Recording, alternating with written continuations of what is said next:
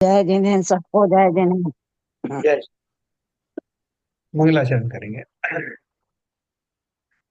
ओम नमः सिद्धेभ्यः जय श्री ओम नमः सिद्धेभ्यः जय श्री ओम नमः सिद्धेभ्यः।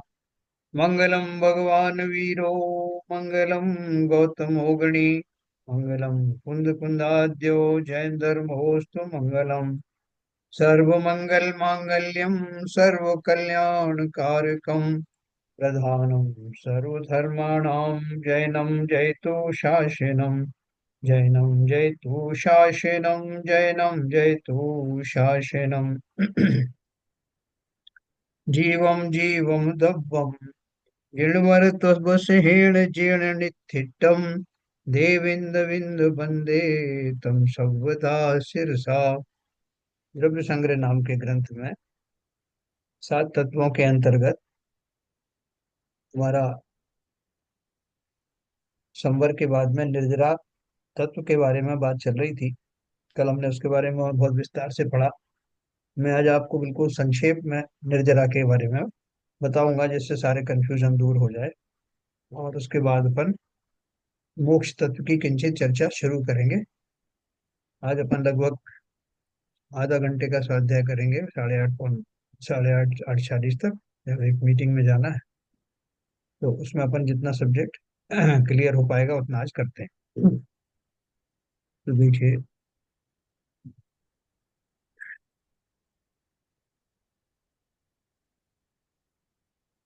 ये अपन ने दो तरह की निर्जराएं पढ़ी थी, सविपाक निर्जरा और अविपाक निर्जरा ना। तो इसमें बजाय किसी कंफ्यूजन में जाने के, दो प्रकार की निर्जरा होती है, सविपाक निर्जरा और अविपाक निर्जरा। तो सविपाक निर्जरा सभी सभी संसारी प्राणियों के होती है, ये अपन जानते हैं कि जो कर्म जो उदय में आते हैं, वो कर्म जो है वो अपना फल दे करके चले जाते हैं, और उसमें जीव, उनके उदय में जीव शुभ या अशुभ कर्मों का बंध करता है। इसमें अकाम निर्जरा मैंने शामिल कर दी है, क्योंकि अकाम निर्जरा के माध्यम से शुभ कर्मों का बंध होता है। और जो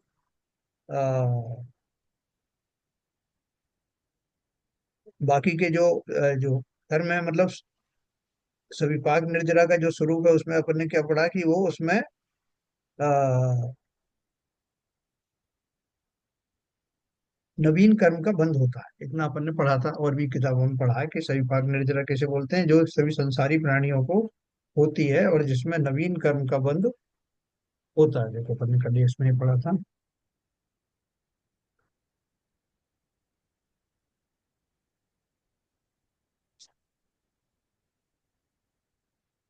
ये लिखा था, यथा काल अर्थात क्रम से परिपाक काल आने पर जो कर्म शुभ अशुभ फल देकर निवृत्त होते हैं वो सविपाक निर्जरा है।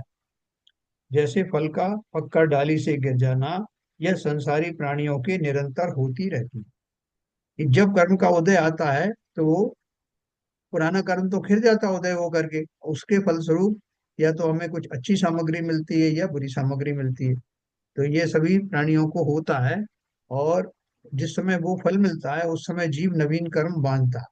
वो नवीन कर्म दोनों प्रकार के हो सकते हैं, शुभ भी बांध सकता है, अशुभ भी बांध सकता है, पुण्य भी बांध सकता है, पाप भी बांध सकता है। तो इसमें वो कंफ्यूजन भी दूर हो गया जो अकाम निर्जरा वाला है। अकाम निर्जरा में भी जीव क्या करता है, पुराने कर्म का उदय आया, उसमें भूख प्यास आदि लगी फॉर एग्जाम्पल, और उसने भूख प्यास में थोड़ा संयम बरता। तो संयम, तात्कालिक संयम आदि रखने से, पॉजिटिव सोचने से, वो कर्म आया तो सही, भूख आदि की व्याधि तो आई, लेकिन उसने नवीन कर्म का बंद कौन सा किया, शुभ कर्म का बंद किया, पुण्य आदि का बंद किया। तो बंद तो हुआ ना। तो सविपाक निर्जरा का स्वरूप यह है कि कर्म के उदय में जो उदय आता है तो जीव नवीन कर्म का बंद करता है, वो चाहे शुभ हो या अशुभ। तो इसलिए उसमें अकाम निर्जरा भी आ गई। ये सविपाक निर्जरा होगी, सभी संसारी जीवों के सविपाक निर्जरा होती। दूसरी निर्जरा होती है अविपाक निर्जरा। जो तपस्वी आदि होते हैं वो तपश्चरण के द्वारा जो कर्म उदय में आते हैं उनमें समता बना करके, उस स्टैंडर्ड की समता बना करके, और कर्मों में कोई भी उस समय कोई विकल्प न करने के कारण से वो उसकी निर्जरा समूल हो जाती है, उसके उपलक्ष्य में नया बंध नहीं होता। ये अभिपाक निर्जरा। सविपाक और अभिपाक, सविपाक के अंदर ही अकाम निर्जरा जो मैंने आपको एग्जाम्पल दिया उसमें होती है, क्योंकि उसमें शुभ कर्म का बंध होता है। और बहुत सारे जीव ज्यादातर आर्त रोध ध्यान बांधते हैं तो उनका अशुभ का बंध होता है, लेकिन बंध बिना वो निर्जरा नहीं होती, इसलिए सविपाक निर्जरा है। और अभिपाक निर्जरा में दो तरह का होता है। एक तो जीव का जिस समय कर्म उदय में आया उस समय वो ज्ञानी होने के कारण नवीन कर्म का बंध नहीं हुआ। और दूसरा ये कि जो बड़े बड़े तपस्वी हैं वो उस कर्म के उदय में आने से पहले ही सत्ता में रहने के अंदर ही अंदर उसकी स्थिति को कम कर देते हैं, उसकी उदीरना करते हैं, और उसको उसका जो काल आने से पहले पहले ही उसको निर्जरित कर देते हैं, उसको चार्ज रहित कर देते हैं। ये तपस्वी वगैरह जो करते हैं थोक के भाव में जो निर्जराएं होती हैं वो इसी अभिपाक निर्जरा से होती है ना। किसी का कोई प्रश्न हो तो पूछ सकते हैं। सर क्योंकि एक उसमें पुराना प्रश्न उस दिन आया नहीं था मैं। हाँ हाँ भाव संवर के मैंने कहीं 6 वेद पढ़े हैं, हाँ। उनको थोड़ा अगर टाइम हो तो एक्सप्लेन कर सकते। क्या क्या भेद थे वो एक आध बताएं। व्रत, समिति, गुप्ति, दस धर्म, अनुप्रेक्षा और परिचय। हाँ तो वो सब है ना। देखो अपन ने जो संवर के भेद पढ़े थे ना, ये देखो संवर के भेद मैं बताता मैं था नहीं उस दिन इसलिए मिस कर गया। हूँ। आज आप नहीं थे। मैं उसका रिपीट भी नहीं देख पाया हूँ, इसलिए अभी ध्यान में आया।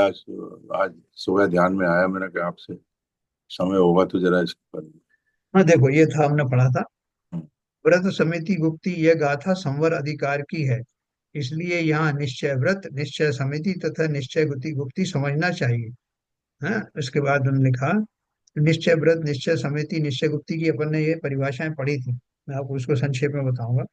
निश्चय धर्म पढ़ा था, और निश्चय अनुप्रेक्षा, निश्चय परिचय, जो परिचय आप बात कर रहे हो ना, ये सब वास्तव में संवर के भेद हैं।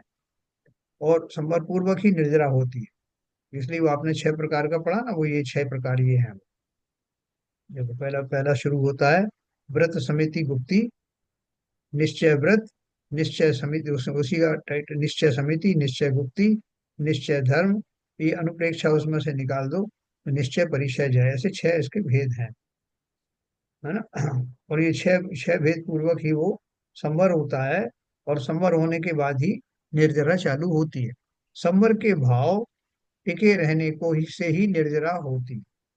जैसे कि हम पानी को बॉईल करते हैं, तो बॉईल करने के बाद उसमें 100 डिग्री सेंटीग्रेड टेम्परेचर आ गया, उबाल करते जैसे ही उबाल आई 100 डिग्री आ गया, लेकिन अभी स्टीम बनी नहीं।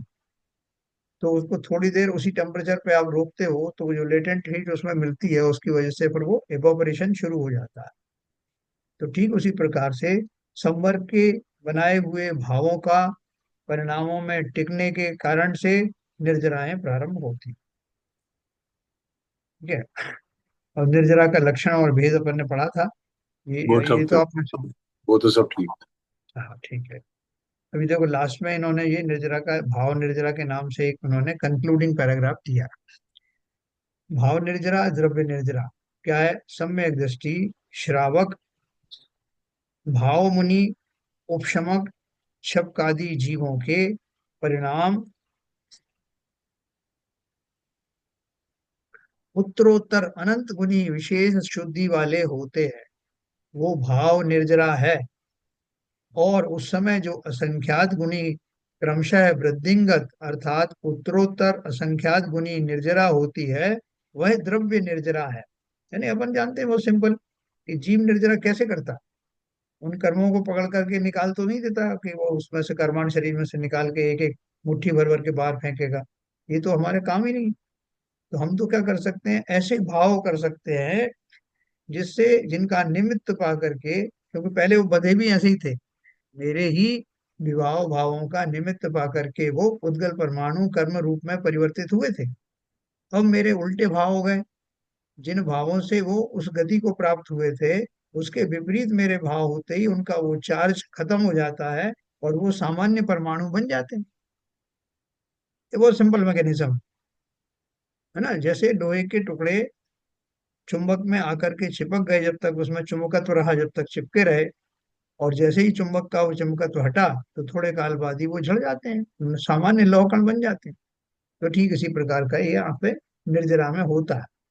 तो उन्होंने बोला कि अनंत निर्जरा होने वाले ऐसे भाव उन यतीशियों को, मनीषियों को होते हैं जो सम्यक दर्शन पूर्वक आत्मा का चिंतन करते हैं। जितने जितने परिमाण में भाव उनके ऊपर होते हैं, उतनी उतनी अनंत गुना निर्जराएं होती है ना। वह भाव निर्जरा है, और उस समय जो असंख्यात गुणी क्रमशः वृद्धिंगत अर्थात उत्तरोत्तर असंख्यात गुणी निर्जरा होती है, वो द्रव्य निर्जरा। जब आप पढ़ेंगे अपन ये सब जीव कांड आदि जो पढ़ेंगे गोमट सार में, तो आपको बहुत ताज्जुब होगा कि इतने इतने कर्म जो मैंने अनंत काल से बांधे थे, वो ऐसे थोड़ी जाते कि मैं रोज में 2 कर्म खिला दिए, 4 कर्म खिला दिए, तो ऐसे तो उसको अनंत काल में भी नहीं जाते। लेकिन इस तपस्या की, भावपूर्वक तपस्या की, जो अंतरंग तप किया जाता है, उसकी महिमा ऐसी है कि ऊपर के गुण स्थानों में थोक के भाव में निर्जरा हो और कोश खाली हो जाता है। फिर भी इसमें कितना टाइम लगता है कि वो डिपेंड करता है कि उनका जो एक प्रपोर्शन भी होता है। जैसे बोले कि साहब आदिनाथ भगवान को 1000 साल लगे केवल ज्ञान प्राप्त करने में, तब तक तपस्या करते रहे। तो आप बोलोगे कि साहब महावीर स्वामी को तो 12 साल में ही हो गया, ने 12 साल का किया, तो आदिनाथ भगवान से ज्यादा उनकी उग्र तपस्या थी क्या? लेकिन अपन उसका टोटल काल लगाएं कि आदिनाथ भगवान 84 लाख पूर्व की आयु थी, जो करोड़ों अरबों वर्ष होती, उसके मुकाबले 1000 वर्ष क्या है? और महावीर स्वामी की कुल 72 साल की आयु थी, उसमें 12 साल का काफी बड़ा वो है। तो इस तरह से उसका प्रोपोर्शन होता है। लेकिन कहने का अर्थ यह है कि उतने समय तक जीव उन भावों में एक अंतर मुहूर्त तक जब टिक जाता है, उसी समय केवल ज्ञान हो जाता है ना। ये केवल ज्ञान की दशा है। देखो अपन आगे पढ़ेंगे इसमें मोक्ष के भेद और लक्षण। केवल ज्ञान पूर्वक मोक्ष होता है कि नहीं होता? केवल ज्ञान हो गया तो कुछ मोक्ष हो जाता है, 1 आध %? बताओ भैया, केवल भाव ज्ञान हो गया तो मोक्ष हुआ क्या? भाव मोक्ष हुआ ना। हाँ, मोक्ष हुआ। तो देखो मोक्ष के भेद और लक्षण। सब बस कम मनो जोख है, हेतु अपनो परिणामो, ने ओस भाव मुखो, तब विमुखो यकम कुद भावो। भाव मुक्ति कर्म क्षय के हेतु निर्मल भाव हैं, और द्रव्य मुक्ति कर्म रज से मुक्त होना चाहिए जानिए। अपनों यानी आत्मा के, जो यानी जो परिणाम सर्वस्व कर्मणों समस्त कर्मों के क्षय हेतु यानी क्षय होने में कारण है, वही भाव मोक्षो यानी भाव मोक्ष ने वो यानी जानना चाहिए। और कम कुत भावो, आत्मा से द्रव्य कर्मों का पृथक होना, सो द्रव्य मोक्ष है। देखो बहुत बढ़िया है ये गाथा है। क्या बोल रहे हैं? मोक्ष समस्त कर्मों के क्षय के कारणभूत तथा निश्चय रत्नत्रय स्वरूप जो परम विशुद्ध परिणाम है, सो भाव मोक्ष है। यानी पूरी जगह अपन ने भाव और द्रव्य, दो शब्द अपन ने इस्तेमाल किए हैं। तो जहाँ वो चेतन के भाव होते हैं तो भाव लग जाता है, जहाँ वो अचेतन के पुद्गल के होते हैं, फिजिकल होता है, वहां द्रव्य लग जाता है। तो बोले समस्त कर्मों के क्षय के कारणभूत, यानी जिनसे समस्त कर्म क्षय को प्राप्त होते हैं, तथा निश्चय रत्नत्रय स्वरूप जो परम विशुद्ध परिणाम है, सो भाव मोक्ष है। है ना। वो परिणाम जो भाव है, उन्हीं को भाव मोक्ष का, क्योंकि भावों का ही तो हमारा पूरा संसार है। ज्ञानी जो है, चेतना वाला जो जीव है, वो सबका सिर्फ भावना का ही संसार है। तो भावनाओं का ऐसा प्रयोग जिसमें निश्चय रत्नत्रय स्वरूप भाव होते हैं, निश्चय सम्यक दर्शन ज्ञान चारित्र, ऐसा इस स्वभाव वाले जो परिणाम है, वो कर्मों के क्षय करने में समर्थ है। इसलिए उन भावों को ही भाव मोक्ष कहा। क्योंकि मोक्ष की परिभाषा क्या है कि सत्ता से हर प्रकार के कर्म का निर्जरित हो जाना, संपूर्ण कोश खाली हो जाना, कर्माण शरीर का समाप्त हो जाना, वही वास्तव में द्रव्य मोक्ष है। और उसके निमित्त जो उस जिसके कारण से वो हुआ है, उन भावों को भाव मोक्ष कहा। और अपनी योग्यता से स्वयं स्वतः द्रव्य कर्मों का आत्म प्रदेशों से अत्यंत अभाव होना, सो द्रव्य मोक्ष है। देखो उन्होंने बार बार एक चीज क्लियर करते गए हैं कि मैं कर्मों को हटाता हूँ, खिराता हूँ, उसमें आग लगा देता हूँ, ये सब उपचार की बातें हैं। मैं उन कर्मों को हाथ भी नहीं लगाता, ना ही लगा सकता हूँ, है। तो ये सब बात उपचार से कही जाती है। होली खेले मुनिराज शिखर वन में, और न कर्मों को आग लगा दी, और हमने भी लगा दी और ईंधन बना दिया, और कर्म जलन करने के लिए धूप खेरे हैं हम, अष्टकर्म विनाशनाय कर रहे हैं। तो वो सब जो है उपचार की भाषा है है ना। क्यों?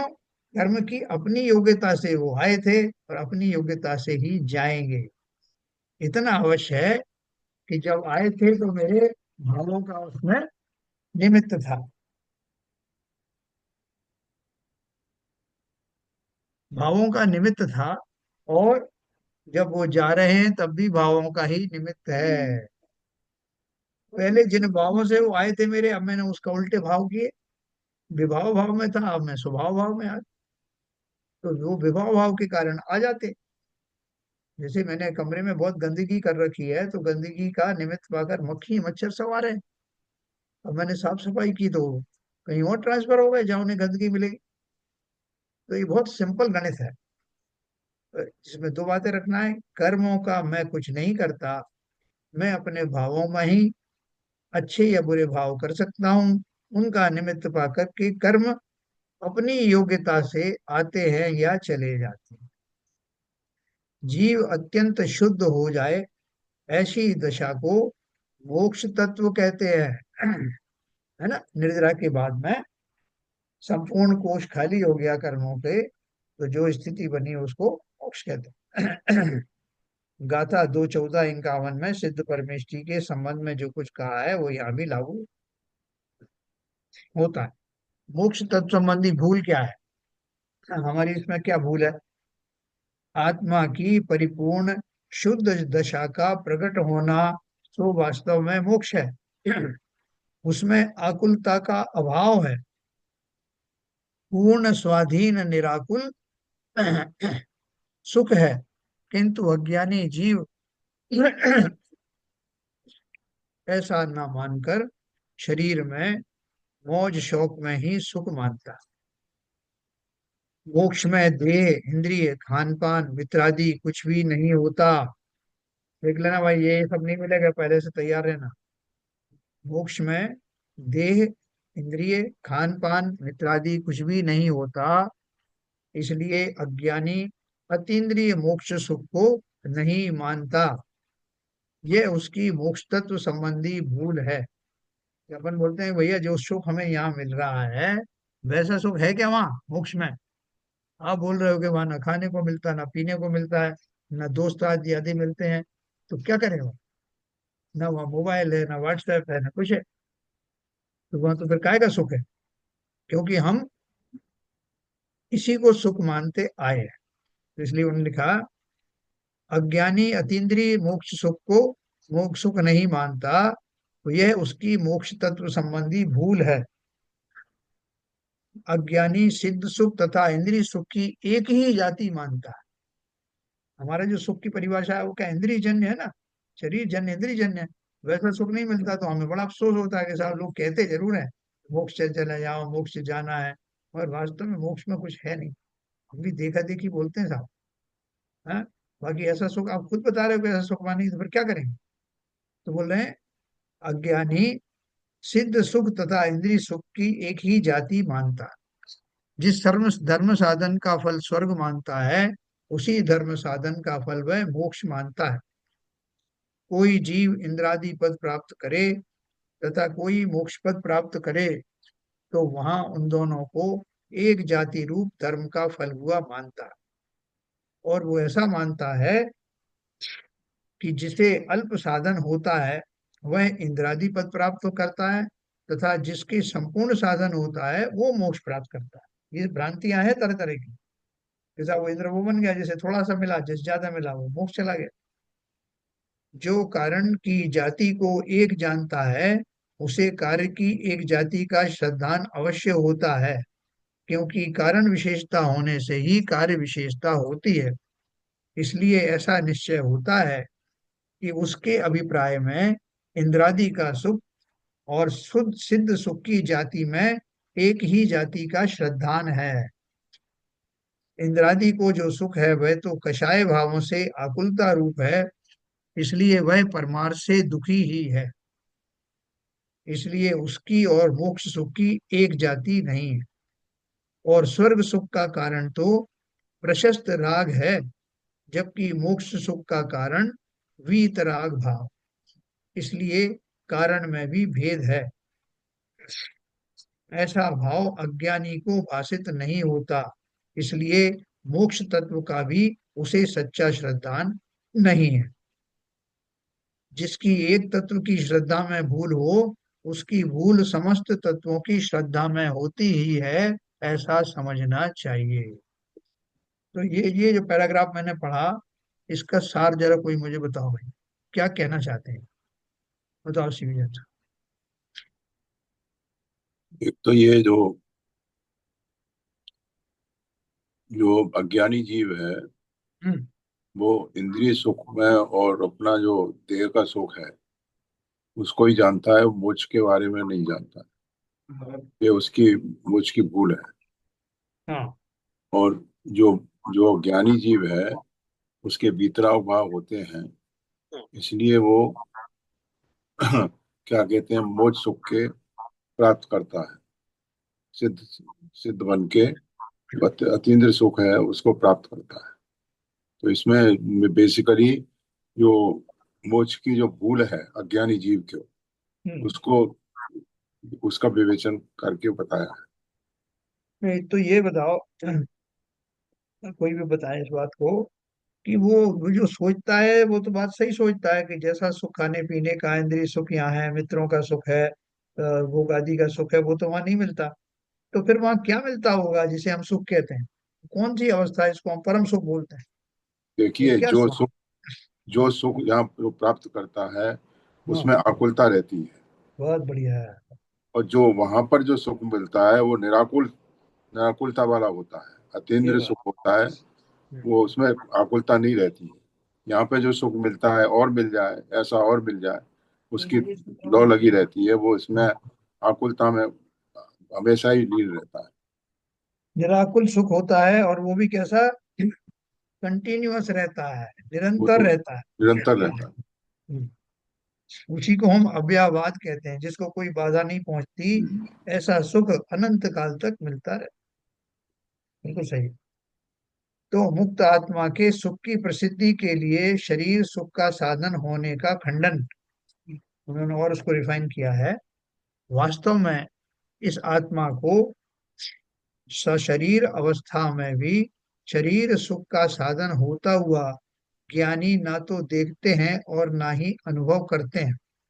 सशरीर अवस्था में भी आत्मा ही सुख रूप परिणति से परिणमित होती है। इंद्रिय सुख का भी वास्तविक कारण आत्मा का ही अशुद्ध स्वभाव है, उसमें देह कारण नहीं है।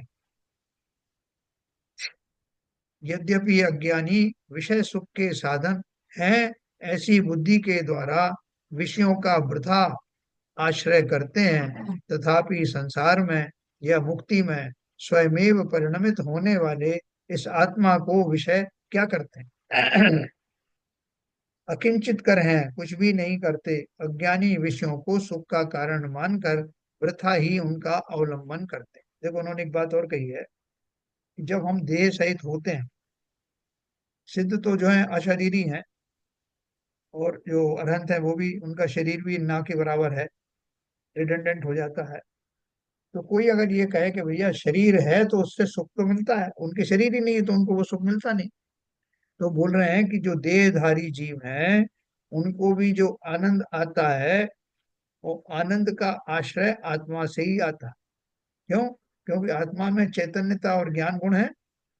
उन्हीं के उपयोग करके मैं ऐसा अनुभव करके भ्रांतियां खड़ी करता हूं कि वो भोजन में से सुख बरस रहा है, इंद्रिय सुखों में भोगों में से वो सुख बरस रहा है। ये कौन चिंतन करता है? चेतन करता है। तो आत्मा, उसके पीछे भी आत्मा ही है, भले ही वो भ्रामक चिंतन करता हो, लेकिन जो भी चिंतन करके वो खुश हो रहा है, वो चिंतन करने वाला भी तो आत्मा ही है, वो तो शरीर नहीं है। इसलिए बोल रहे हैं कि हम जब भ्रम की स्थिति में होते हैं, शरीर आदि से इंद्रिय सुखों से आनंद की प्राप्ति की बात करते हैं, तो उसका आनंद भी वास्तव में आत्मा से ही जुड़ा रहता है। शरीर को आनंद की क्या महसूस हो, क्या अनुभूति हो? इसलिए चाहे शरीरधारी हो या अशरीरी हो, और जो ज्ञानी होते हैं वो तो सशरीरी हैं अभी, उनको जो आनंद आता है इसी भव में, इसी पर्याय में, उनकी इंद्रियां भी है, शरीर भी है, लेकिन वो जैसी चिंतन में बैठते हैं उनको अजीब आनंद आता है। इसका कहने का अर्थ यह है कि शरीर उनको आनंद नहीं देता, बल्कि उनकी जो सुख बुद्धि है, सुखाभास है, जो भ्रांतियां हैं, अपना जो राग आदि है, उससे ही वो सुखी या दुखी होते हैं। तो मतलब किसी भी रूप में, चाहे संसारी अवस्था हो, अज्ञानी अवस्था हो या ज्ञानी अवस्था हो, प्रत्येक अवस्था में सुख का कारण यही चैतन्य द्रव्य है। इसलिए मोक्ष की जो भूल करते हैं उनको ये समझना चाहिए। तीसरा उन्होंने एक और बताया, जो हम पढ़ेंगे। केवली और सिद्ध भगवंतों का सुख, वह सुख अतिशय आत्मोत्पन्न, विषयातीत, अनुपम, अनंत और अविच्छिन्न है। यह सुख निज आत्म स्वरूप उपादान कारण से सिद्ध है ना। बोल रहे हैं केवलियों को और सिद्धों को जो सुख मिलता है वो कैसा है कि कभी छूटने वाला नहीं है, अपने में से ही प्रकट होता है और अविनाशी है, अनंत है। और ये आत्मा ही इसका कारण है, उसको किसी और ने नहीं दिया वो गुण, आत्मा में ही सुख गुण होता है। मोक्ष अवस्था संपूर्णता है भाव कर्म, द्रव्य कर्म रूप, मल कलंक से रहित तथा शरीर रहित जो आत्मा है, उसे आत्यंतिक स्वाभाविक, अचिंत्य, अद्भुत तथा अनुपम, सकल विमल केवल ज्ञानादि अनंत गुणों के स्थान रूप जो विशिष्ट अवस्था है, वह मोक्ष है। देखो, मोक्ष की परिभाषा के साथ अपन आज बंद करेंगे, इसको मैं समझाता हूँ। और कल जो है अपन इसके मोक्ष के बारे में और विस्तार से जानेंगे। मोक्ष अवस्था क्या है, कैसे आती है, और मोक्ष अवस्था के धारी जो है जीव है वो क्यों पागलों की तरह लगे हुए हैं। मुनिराज जो है वो आज होगा, कल होगा, परसों होगा, जब होगा होगा, लेकिन लगे हुए हैं। तो क्यों लगे हुए हैं? इससे कोई खास चीज होगी ना उसमें। तो देखो, मोक्ष अवस्था की मैं परिभाषा आपको देता हूँ, उसके बाद अपन समापन करेंगे। मोक्ष अवस्था संपूर्णतः भाव कर्म, द्रव्य कर्म रूप, मल कलंक से रहित तथा शरीर रहित जो आत्मा है, उसे आत्यंतिक, स्वाभाविक, अचिंत्य, अद्भुत तथा अनुपम, सकल विमल केवल ज्ञानादि अनंत गुणों के स्थान रूप जो विशिष्ट अवस्था है, वह मोक्ष। सिंपल बात कर दी उन्होंने। जिस अवस्था में जीव के समस्त जो उसके बेसिक गुण हैं, स्वाभाविक गुण हैं, वो अपनी पराकाष्ठा पर पहुंच जाते हैं, पूर्ण विकसित हो जाते हैं। जिस पर्याय में, शक्ति अपेक्षा तो है ही, जिस पर्याय में वो प्रकट होते हैं, जिस पर्याय में वो संपूर्ण रूप से डेवलप होते हैं, उस पर्याय का नाम ही मोक्ष है।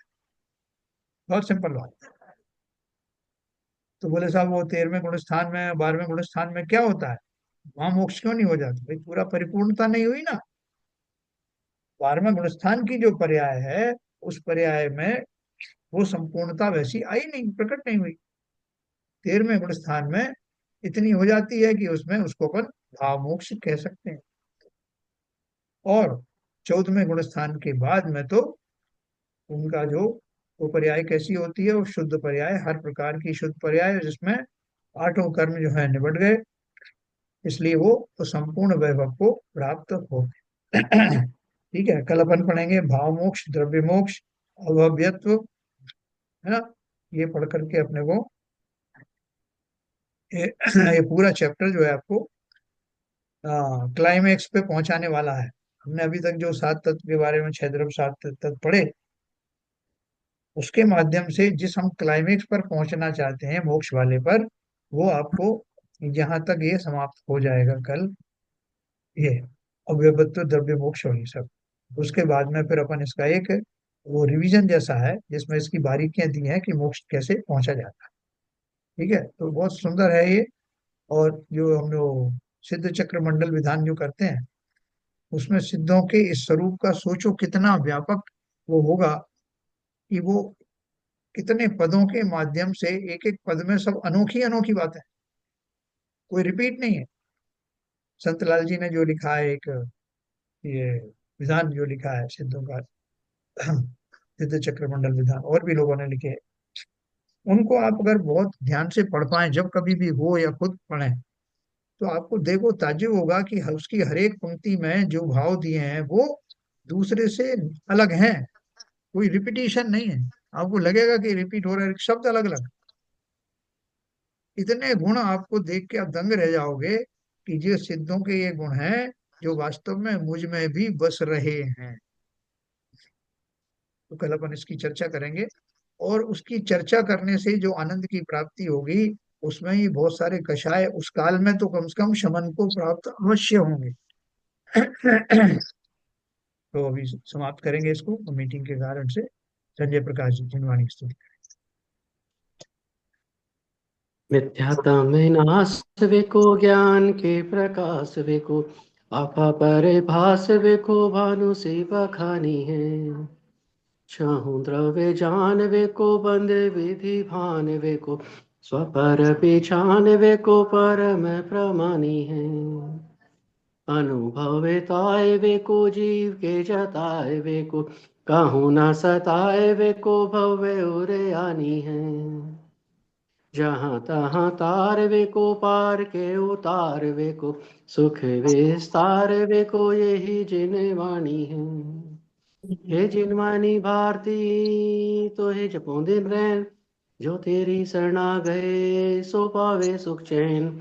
जा वाणी के ज्ञान ते सूझे लोकालोक, सो वाणी मस्तक नमो सदा देत है ढोक, सदा देत है ढोक। जिनवाणी माता की जय। जय